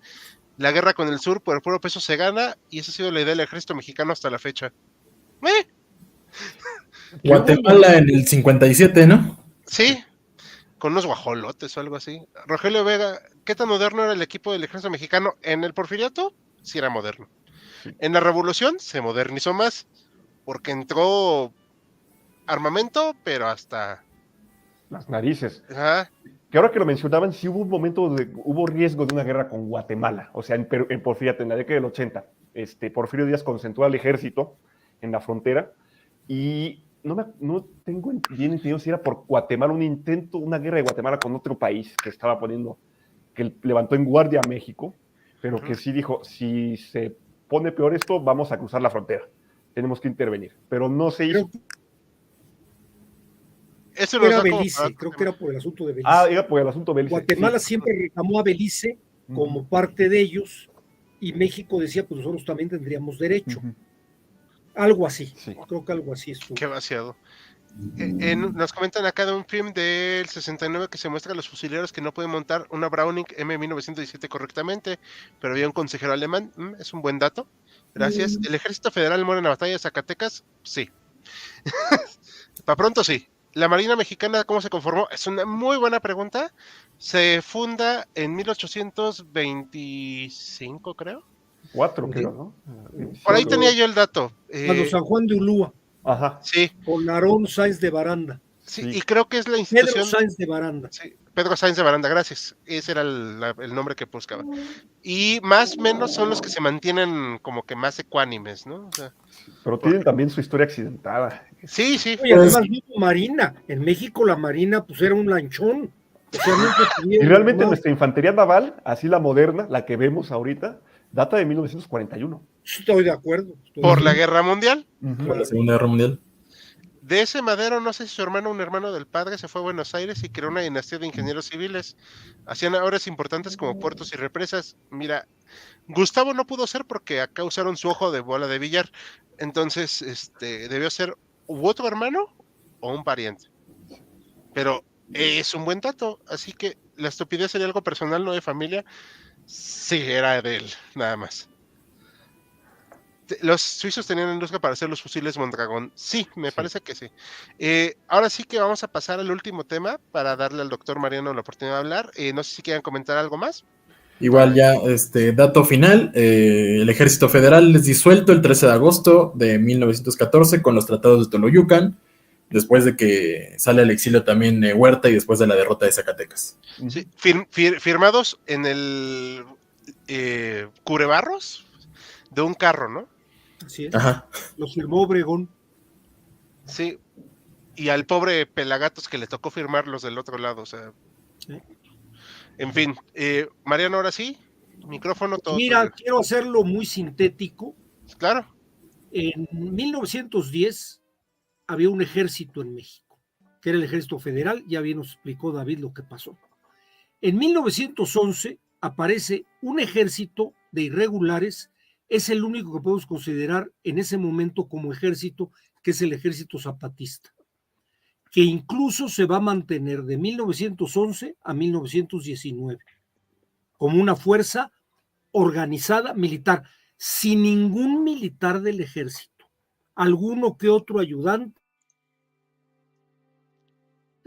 pero una fuerza completa formada en el estado de Morelos y en el estado de México, básicamente.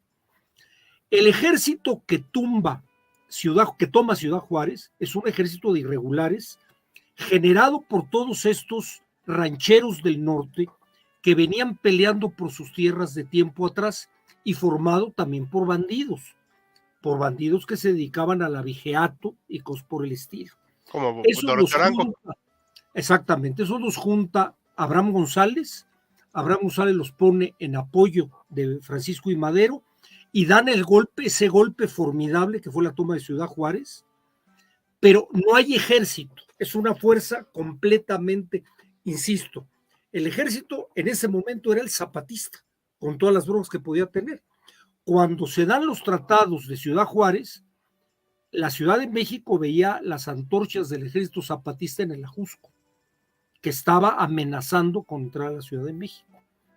Pero lo del otro, ganando Madero, va a licenciar a los principales miembros de ese ejército y a los que quedaron los va a absorber el ejército federal, como fue el caso de Pascual Orozco y algunos allegados a él. Entonces, 1911 vamos a tener dos ejércitos en acción. El ejército federal, el mismo porfirista que estuvo platicándonos David, y el ejército zapatista. Va a aumentar la revolución, va a venir la decena trágica va a aparecer Venustiano Carranza va a decretar. ¿Algo pasó? Hal creo que perdió conexión. Ahorita vuelve A decretar, va a decretar la desaparición del ejército federal y va a crear el ejército carrancista. En ese entonces sería el carrancista. Este ejército carrancista va a estar formado por partes del ejército federal y por partes del ejército, ¿cómo se llama? De estas tropas que del norte habían estado trabajando. Se vuelve a meter al ejército Francisco Villa. Francisco Villa vuelve a entrar y lo van a poner bajo las órdenes del ejército federal, incluso Victoriano Huerta. Victoriano Huerta va a ser jefe militar de Francisco Villa y estuvo a punto de fusilarlo. Entonces, en este momento vamos a tener tres ejércitos. El ejército federal todavía, el ejército carrancista y el ejército zapatista. Cuando viene la caída, cuando viene la decena trágica y la toma de Victoriano Huerta, que es cuando explicábamos que se deroga el ejército va a tener una organización, el ejército carrancista va a tener una organización especial. Van a crear dos ejércitos, el ejército del noreste, el ejército del noroeste, y le debería de haber correspondido a Villa ser el ejército del norte, pero como no le querían dar el mismo grado que Obregón y que se me olvida el nombre, el general González. Pablo González. Pablo González, lo dejan como general brigadier al frente de la División del Norte. Pero en realidad ahí ya vamos a tener cuatro ejércitos en acción: el zapatista, el federal, el carrancista y el villista. Termina el movimiento en contra de Huerta, tumban a Huerta y desaparece el ejército federal. Pero se crea la Convención Revolucionaria. La Convención Revolucionaria buscaba un régimen parlamentario para México. Y por lo tanto le iba a quitar el poder a Venustiano Carranza. Venustiano Carranza no lo cedió. Entonces Villa va a apoyar a la Convención Revolucionaria y se va a crear ahora sí un ejército en forma. Además, muchos preguntarán, oye, ¿de dónde salió ese ejército? Salió de fuerzas regulares, de gentes del ejército que se apegaron y del negocio que hicieron los gringos vendiéndonos armas. Las armas que llegaron a modernizar esta facción que fue el ejército convencionista contra el ejército carrancista, que en ese momento toma el nombre de constitucionalista porque ya se estaba hablando de crear la Constitución del 17. Entonces vamos a tener 3 ejércitos: el convencionista, el constitucionalista y el zapatista, que va a seguir peleando contra el que viniera. Aunque se trató de hacer una unión entre el convencionista y el zapatista, que en principio se hizo, pero no tenía ningún punto en común, porque el zapatismo era una fuerza completamente local, no tenía ninguna connotación a nivel nacional. En Celaya, ya en 1915, de hecho, 1915 es la guerra civil en México, la verdadera guerra civil. 2 ejércitos en varios frentes y 2 ejércitos bien armados, armados con las armas que en ese momento estaban usando en las batallas del Marne y en Verdún en la Primera Guerra Mundial. Ejércitos en forma. Se hablan que de un bando y del otro estábamos hablando entre 80,000, 40,000 de un bando y 40,000 del otro, más o menos. Se enfrentan en Celaya tumban a Francisco Villa y, hombre, con muchos coletazos, ahí se acabó el ejército convencionista. Y el que va a dominar es el ejército que se va a considerar el nuevo ejército federal, que es el antecedente del que tenemos actualmente. Realmente ese ejército ya hubo muchos intentos de golpes militares. Estuvo el intento de la Huertista, la rebelión escobarista, que todos eran generales del ejército. La rebelión del mismo Obregón contra Venustiano Carranza. Pero el grueso del ejército se va a mantener hasta nuestros días. Va a llegar a La Paz. La Paz entra con el maximato de Plutarco Elías Calles. Después va a venir con el ejército de Lázaro Cárdenas. En la época de Manuel Ávila Camacho, como bien lo decía Bruno, se va a modernizar el ejército, se va a crear realmente la marina.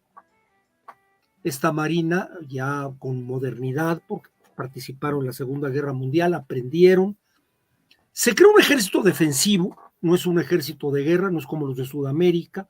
Nosotros nunca hemos tenido un portaaviones ni un submarino, porque en teoría no lo necesitamos y también en práctica los gringos no nos lo permitirían. Pero ahí se mantuvo ese ejército hasta nuestra época. Yo creo que sí lo permitirían. Después de la revolución, que el ejército va a constituir un brazo armado. Ya en las épocas de Ruiz Cortines y de Alemán, un ejército de represión. El ejército que hubo ya en México fue un ejército que jamás se enfrentó a un ejército extranjero, salvo la época de la intervención en Veracruz de los gringos con Victoriano Huerta. Pero el ejército ha servido para, sí, cuestiones de desastre, hay que reconocer, en muchos casos ha funcionado bien, pero ha sido el arma de que en cualquier momento que haya un problema social, porque no perdamos de vista que a partir ya de Ruiz Cortines, el divorcio entre pueblo y gobierno se va cimentando. Doctor. Entonces ya el pueblo pelea, es cuando vamos a tener las huelgas de ferrocarrileros, entra el Partido Comunista a funcionar, hay mucha cuestión social, y los gobiernos, pues lo más fácil es sacar el ejército, como hasta la fecha. Sí. Vamos a sacar el ejército para que repriman a los cañeros, para que repriman a los ferrocarrileros, para que repriman a los estudiantes, para que repriman a los maestros, para que repriman a los médicos, y esa es la historia hasta el momento. Ahora se ha agravado, pero es el mismo ejército, por eso yo lo quería hacer lo más intenso. Sí, no, y está muy bien, de hecho me parece muy... Es el mismo ejército, con la incógnita del narco. Si llegamos a nuestros días, es un ejército en mi opinión, infiltrado por el narco, favorecido por los negocios del narco, y por eso el narco no se acaba. Híjole, voy a hacer un Razones. comentario muy políticamente incorrecto. No lo dije yo, lo dijo David, por si se oye, en el ejército. No, yo sí creo que son parte de. Claro, claro, claro. O sea, no están Los infiltrados. Zetas. Sí, sí, lo dijo David, Gracias. yo no fui. Ajá. Sí. El CISEN o lo que sea que nos vigilen hoy, por favor. Nos comenta Isabel de la población de Sudamérica, no tengo ni idea, 44.5 millones a finales del siglo XIX, Colombia 4 y luego de demás países mucho menos, Argentina 1.8. Yo pensé que tenían más. Bueno, No pero lo sé, yo desconozco esa edad. aquí se morían de cólera. O sea, digo, la verdad es que yo no voy a defender a mi país, pero para nada en esos aspectos. O sea, con problemas si podía aumentar la población. De hecho, ahorita estamos en el inicio del descenso demográfico, lo cual va a ser un problemón en unos años. Pero bueno, ahora sí que, ¿qué les digo? Nos preguntan que si Carranza tuvo fuerza aérea. Sí, como comentamos en algún en vivo y en un short, el primer combate aéreo, naval, sí, ahora sí lo dije bien, fue con el ejército constitucionalista de Obregón, atacando un barco del ejército federal. Así es. Le saben mucho, dicen, pero Tigre, no, mi querido ejército mexicano, ¿cómo te quiero? No importa si es corrupto y opresivo. El gobierno le saben de más, sí. Sí, miren, lo que dijo ahorita el doctor Mariano es muy cierto, es un ejército, sí, surge de la revolución, y sobre todo hay que tomar en cuenta que es el ejército constitucionalista, el ganón, por eso es en 1913 su aniversario, pero la armada es diferente aniversario, por eso yo la separo un poquito. No estoy para defender a nadie, ¿ok? O sea, pero creo que sí podemos diferenciar por las fechas y lo que han tomado en parte de. Pero el aniversario es en 1825, si mal no recuerdo, de la Marina, con lo que dijo el doctor Marino de Sáenz de Baranda. Y este ejército con Obregón, pues es el ganón al final. Así es. ¿Quieren comentar algo más, equipo? Sí, el doctor. David, ¿quieres comentar o yo? Sí, nada más un datazo de justamente la Segunda Guerra Mundial. Ha sido la única fuerza expedicionaria que ha luchado en el extranjero, que es con el Escuadrón 201, que esa ya es otra de las ramas del Ejército Nacional. A las órdenes de los... O sea, no fue una fuerza que tuviera un mando. De los gringos que nos prestaron. Me acuerdo de ese bonito meme donde están dos sujetos y dicen: nosotros somos pacifistas y no tenemos armas nucleares, en parte porque nos gusta la paz y en parte porque no sabemos cómo se hacen. Es una de las partes más tristes de la historia de México, es los miembros del Escuadrón 201. En mis épocas, allá en el Pleistoceno, en los desfiles del 15 de septiembre desfilaban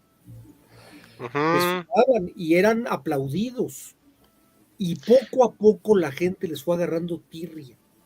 Sí, los últimos, ya cuando, yo me acuerdo a uno que entrevistaron, ya por ahí en la época de Echeverría, dijo: no queremos saber nada. La gente no nos quiere por haber peleado del lado americano.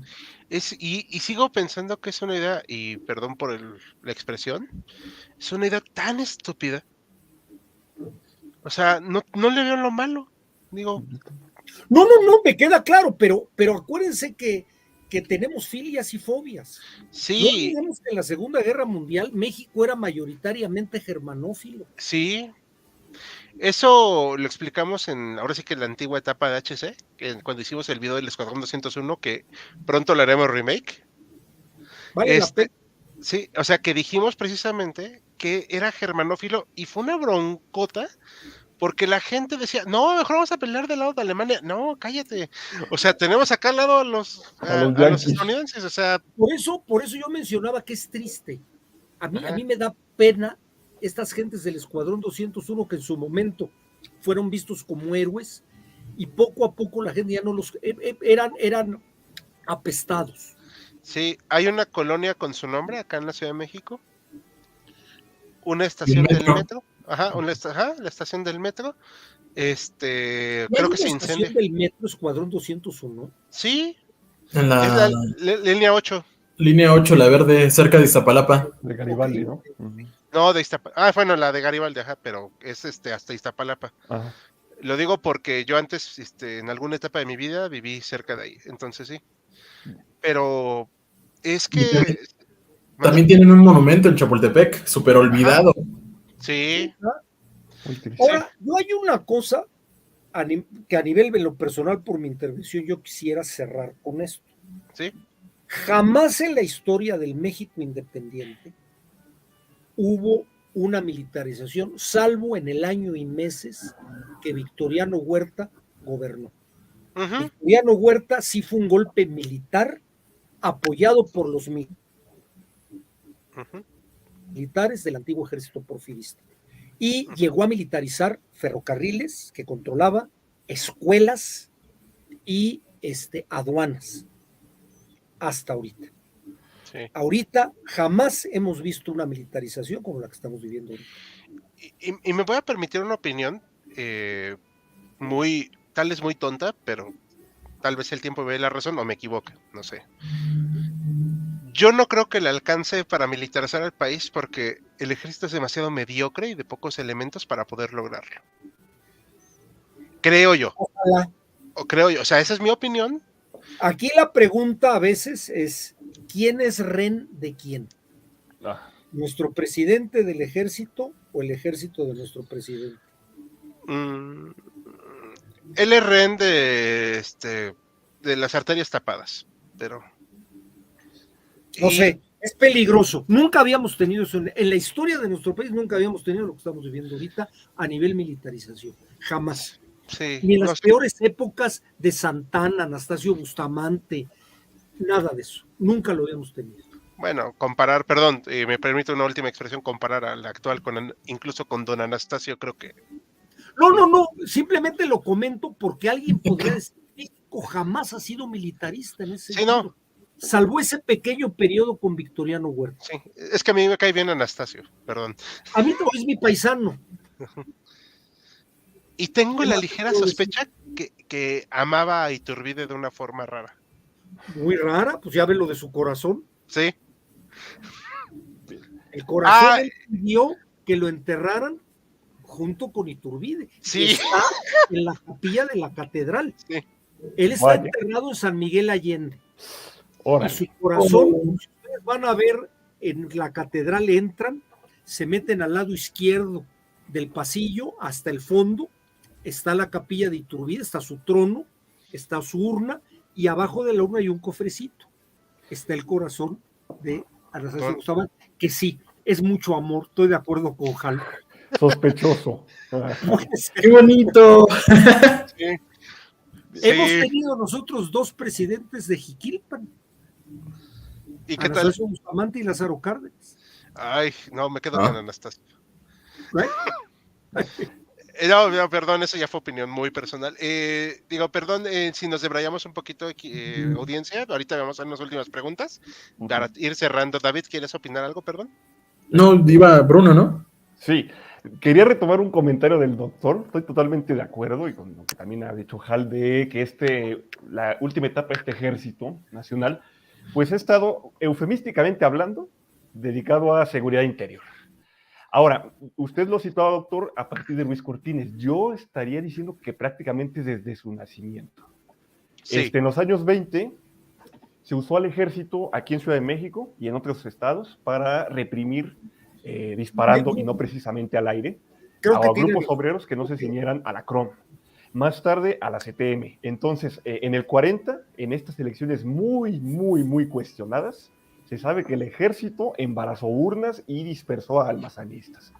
Miguel Alemán, que acentúa esta despolitización del ejército y llegada del poder civil formal al régimen postrevolucionario, recurrió al ejército para reprimir a los petroleros en 1946. Creo que tiene razón, ¿eh? Creo sí. que tiene mucha razón. Y efectivamente se va a seguir prolongando hasta 68, que ocurre Tlatelolco abiertamente, porque tenemos la guerra sucia, de la cual ya hay también en vivo aquí en este. Así es. Yo aquí personalmente en Ciudad de México veo algo contrario. Se usa en esta época se usa mucho al ejército al principio, pero luego se le va relegando en favor de otros cuerpos policíacos que van surgiendo y se van especializando, como el de granaderos, a menos que haya casos donde los policías no puedan, que es, por ejemplo, ya la represión de los ferrocarrileros en 59 o los movimientos estudiantiles del 68. Pero sí, a nivel república, ejército estuvo siendo usado en todos esos años para poner en paz. Creo que tiene razón, con lo de las fechas. Creo que me cambio de opinión, creo que tiene razón. Pero totalmente de acuerdo con lo señalado, doctor, efectivamente. Desde un principio, y claro, después medio disfrazado, pero ni tanto, porque ahí tenemos el caso, lo acabamos de vivir con el problema de Ayotzinapa. Oh, sí. Allí el ejército está metido hasta las cachas. Así es. David, ¿algo más que quieras para ir cerrando? Nada más cuidado con los militares que tienen tenis o pañuelos blancos. Sí, eso. El glorioso Olimpia o los halcones, ¿no? Los halcones. O los de ahorita. Esos militares tienen tenis, corran. Sí. Es que sí es peligroso, ¿no? Fuera de coto. Sí está peligroso. Bueno, vamos a dejar unas últimas preguntas rapidísimo. Sí. Así,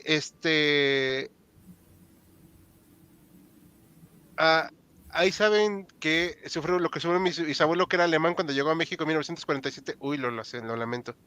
La última sonada militar en México fue la rebelión escobarista. No, fue la de Saturnino Cedillo.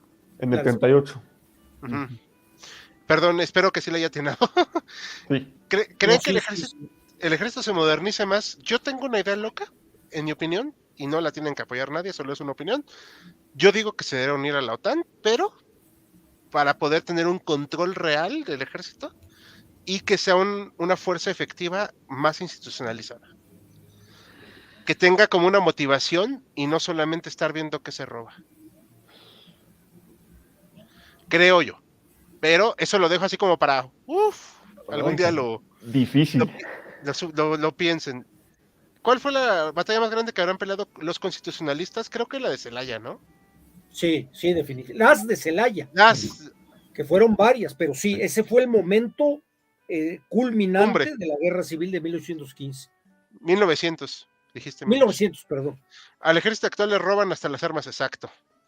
Y de hecho, las filias siempre fueron irracionales, sí, lo que es la germanofilia, etcétera, sí. O sea, sí, estamos de acuerdo, Isabel, pero bueno, ya sabes, no podemos mostrar tanto las palabras con N, etcétera, ¿no?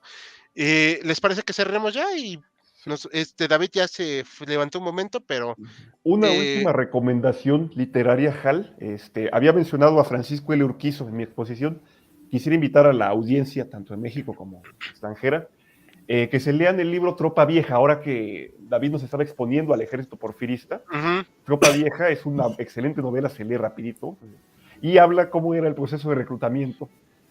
La leva seguía presente en el ejército federal. Es también de Urquizo, ¿verdad? Sí. Entonces, muy recomendable y narra, ahora sí que las desventuras de un peón de Hacienda que lo terminan reclutando en el ejército y que le toca librar los primeros combates de la revolución. Entonces, perfecto. Igual, recomendando así cosas de ocio y entretenimiento, 5 de mayo, esa película que fue en 2010, 2014, justamente. A mí en lo personal me gustó bastante. Sí, es buena. Es bastante buena. El papel de Zaragoza, que lo hace, creo que es Kuno Becker. Justamente Kuno Becker lo hace bastante bien. Su discurso muy hollywoodense, pero yo también estoy de acuerdo, es buena película. Sí, es bastante buena película. Y creo que también muestran una visión bastante buena con esos personajes secundarios que son del ejército, que tienen sus propios problemas y desertan, luego regresan, se enfrentan a que los puedan fusilar. Y está bastante crudo en algunas escenas cuando está el pelón ahí colgado. Sí. Y hay recomendaciones de películas. Yo recomendaría que compren, porque está en venta, la serie que hizo Televisa del Vuelo del Águila. Sí. Muy bien hecha, la mera verdad. Hombre, con muchas cosas que se pueden mejorar, pero muy bien hecha. Es un gran esfuerzo, muy bien hecho. Sí, Y pues bueno, pues yo no recomiendo nada, solo les recomiendo que vean nuestro short de mañana, porque hablando de presidentes, todo eso, iniciamos la presentación de la nueva sección en shorts de 2 siglos de presidentes mexicanos, donde cada 2 semanas haremos un short de un presidente mexicano distinto. Mañana es la introducción para que entiendan de qué va. El sábado nuevo video en HC2. Esto va a ser en exclusiva los 2 videos en HC2. Y el próximo miércoles estrenamos el video de Manuel Lozada, que escribió Bruno, que va a ser este conservador, que fue un personaje bastante polémico en su momento.